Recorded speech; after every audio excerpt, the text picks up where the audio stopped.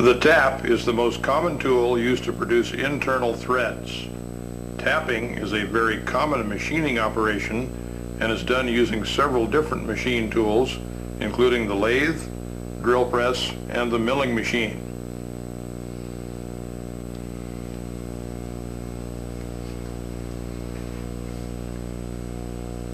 A tap is essentially a screw on which two or more longitudinal grooves, called flutes, are cut. This is done to form a sharp cutting edge and create a place for a chip to form during the tapping process. As the tap is turned, the cutting edges form the thread shape, and the helix of the thread causes the tap to move through the workpiece.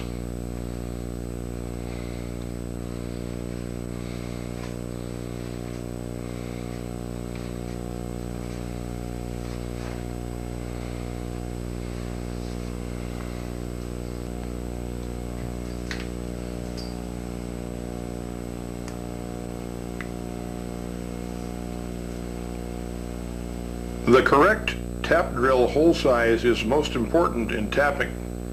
Too large a drill hole will result in a thread form that is not at full depth or truncated, as seen here.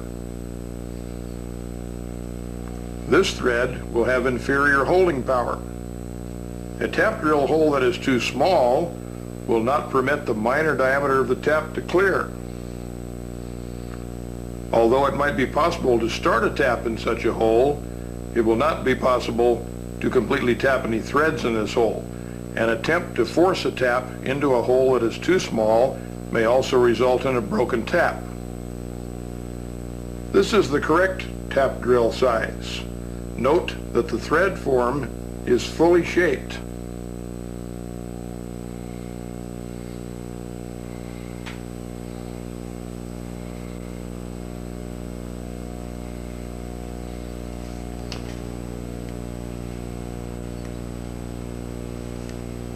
The correct size tap drill may be determined by consulting a tap drill chart, usually found on the wall of your shop, a table of tap drills from your text, or a handy tap drill card.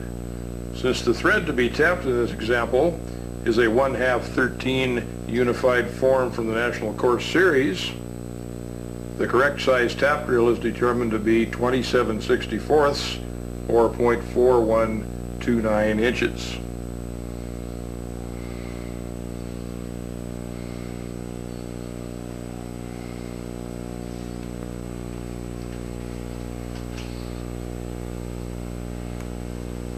After the workpiece is set up in the milling machine and the spindle is positioned to the correct location, use a center drill to mark the hole location prior to drilling with the tap drill.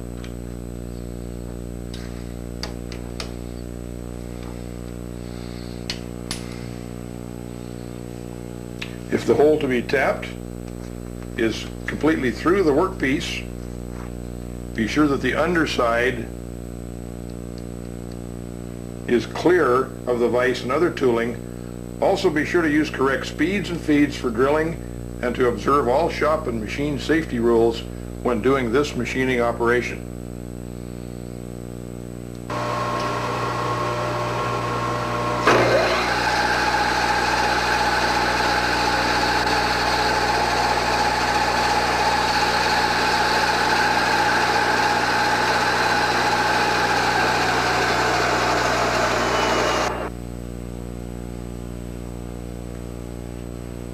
After center drilling, the correct size tap drill is installed to the drill chuck and the hole is drilled.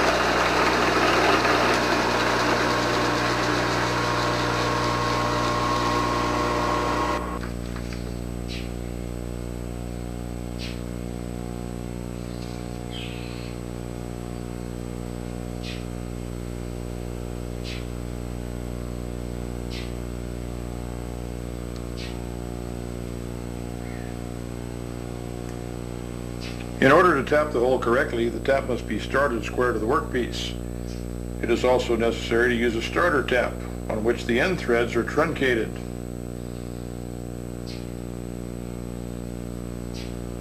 This allows the tool to start properly. Note how the end threads on the starter tap differ from those on the bottoming tap, where the thread is full-sized all the way to the end.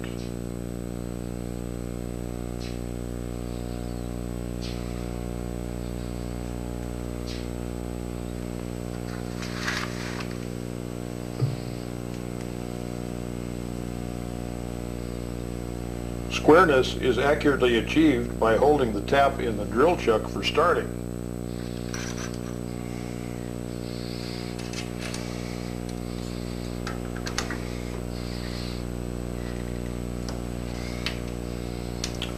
Lower the quill until the tap enters the hole in the workpiece.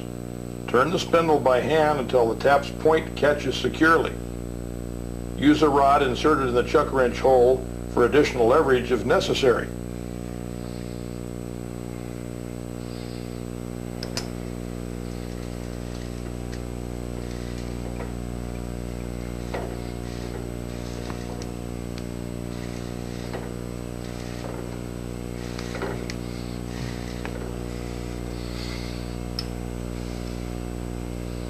The chuck may then be released and the tapping operation continued using the tap handle.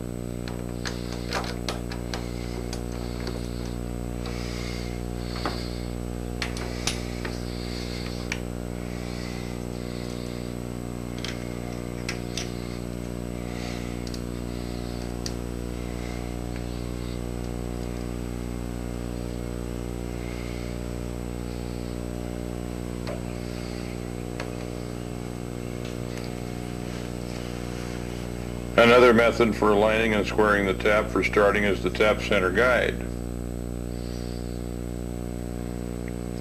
This tool is useful with taps of larger sizes where the shank diameter is too large to be held in the drill chuck. Simple but very useful, you can easily make a tap center guide on the lathe. The point of the tap center guide has the same angle as the center holes placed on many taps during their manufacture.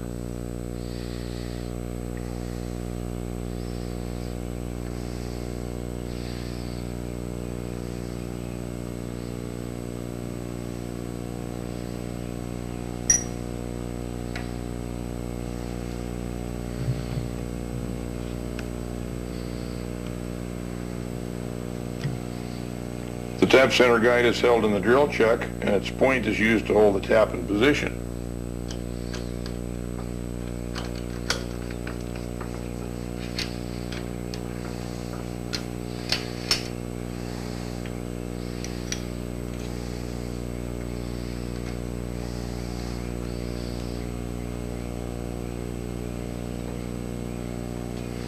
A down pressure is maintained with the quill handle and the tap is started by turning the tap handle.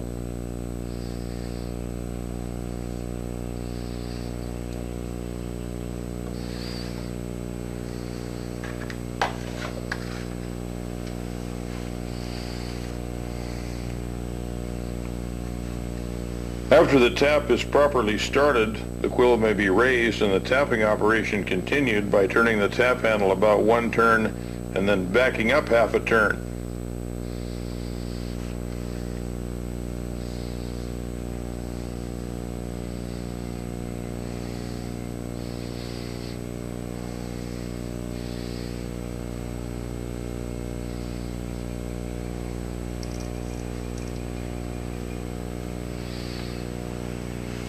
This is done to break the chips forming at the cutting edges. Cutting oil or a commercial tapping fluid will facilitate most tapping operations.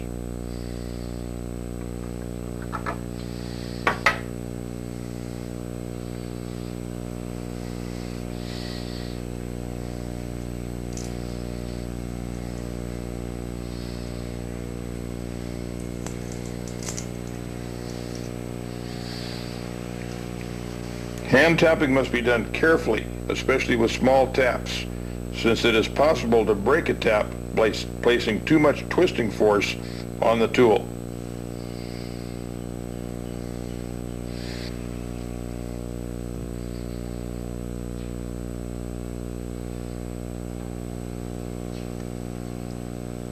After the hole is tapped, a countersink may be used to break the sharp edge at the start of the tapped hole.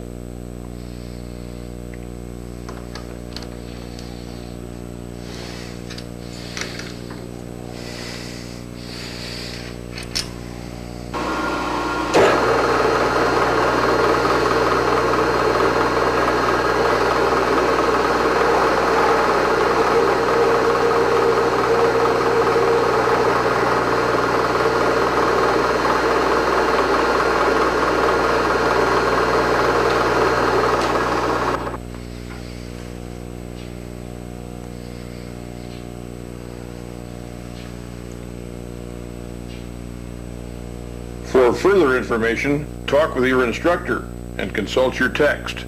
Machine Tool Practices.